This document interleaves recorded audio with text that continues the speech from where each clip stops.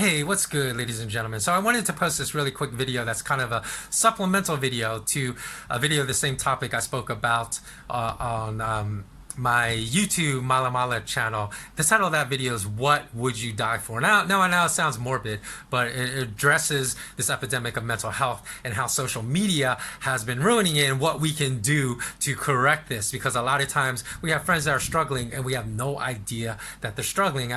think social media has really contributed to that, because I was discussing with a Korean friend of mine who said, "Hey, did you hear that another K-pop star, Sully, killed herself recently?" And I believe Sully was in her 20s. And the fact that suicide, right, even in the United States, is the second leading cause of death between those age 10 to age 34. That is ludicrous. And it might even be the number one cause of death in South Korea between those age 10 to 34. So it's not really a financial problem, because usually people in that age group don't have any financial concerns. They may not be working at the best paying jobs, but usually, you don't really have financial concerns at that stage of your life. It's more like in retirement if you start running out of money. So when discussing this situation with my friend, because a lot of K-pop stars, a lot of Korean actors have killed themselves in the prime of their lives recently, most in their 20s, some in their 30s, some were a little bit older and 40, but most in their 20s, right, with all that fame and I was going to say fortune, but that's not necessarily true in the Korean entertainment industry, because they don't pay their stars like they do in America. And in fact, an American celebrity can earn probably in one concert or one film what a Korean celebrity may earn over 30 years, and that's not a joke. So there's a real mental health issue mostly with Korean stars, and also actually it's a more of a mixed bag. It is because of fear of economic instability, as crazy as that sounds, because they're huge stars. You would think they're rich, but they're not necessarily, because entertainment firms in Korea are horrible. They exploit their stars just like the recording industry does in America.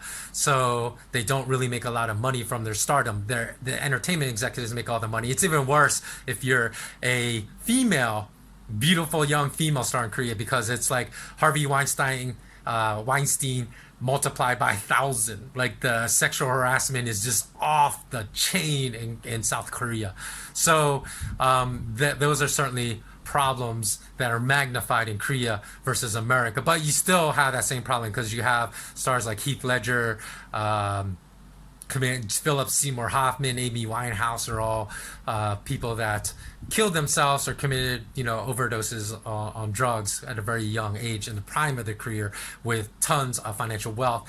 Even like Avicii, who was a Swedish DJ, right? He was the prime of his DJ career. He's charging $500,000 per gig, $500,000, and he had a net worth of about 25 million. And I think he died at age 27. That he still had a lot of mental health issues.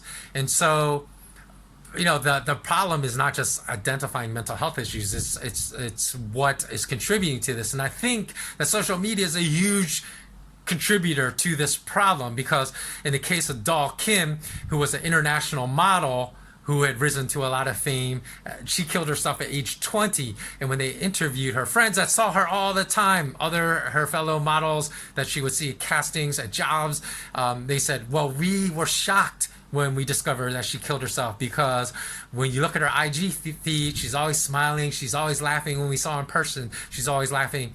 And here's my whole thing: if you're a really good friend, you're going to ask how they're doing. But I think social media has really killed that part of a relationship, because we just scroll through the screen, we see all these photos where everyone's smiling and everyone's like happy and laughing, and we just assume they're okay. But people don't understand. Well, actually, I think they do understand, but it's subconscious. They don't really realize it. Instagram is not, very few people in this world talk about struggle or even show pain on Instagram. All they show is all smiles and unicorns and rainbows and perfect pictures on holidays that are photoshopped to the nth degree. Even their bodies sometimes are photoshopped to the nth degree. And so their bodies are not realistic. And so people see that and say, oh, I don't need to ask how this person is doing. So what I am saying is that not that these friends of Doll Kim who didn't know about the depths of her depression, or didn't even know she was depressed, let alone the depths of her depression that led to her suicide. I'm not saying they're bad friends. I'm saying that social media has altered the way we interact with our friends, because we constantly go through feeds, we see people's happiness and joy in photos, and we think we don't need to ask how they're doing. So one way we can overcome this, which I'm going to suggest right now, is that if you haven't seen or heard from a good friend, pick up the phone. Don't text. Texting is so impersonal. Pick up the phone, call them today, not tomorrow, not next week, not next month. Call them today and ask how they're doing, because I think you'd be surprised sometimes to discover struggles people are having when you think that they are fine. And if you have a friend that you see all the time, you see frequently, but haven't actually asked how they're doing, also do the same. Pick up the phone, don't text, call them today, call him or her today, ask how they're doing. And this is one way we can overcome this problem. So hopefully all of you watching this will take me up on that suggestion. Do that today. I will too. I'll do that today too as well. And I hope that this can build a stronger sense of humanity and a connection with other people, because I think social media builds these virtual worlds which people have stopped connecting in the real world. So it's really degenerating our humanity and compassion as human beings, our human interaction in the real world with one another. This is a way we can fight against it and build it back up.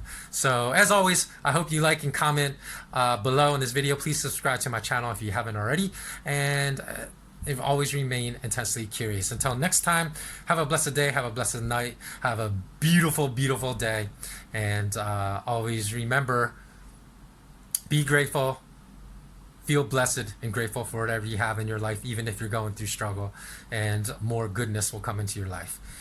All right, till next time, see you later.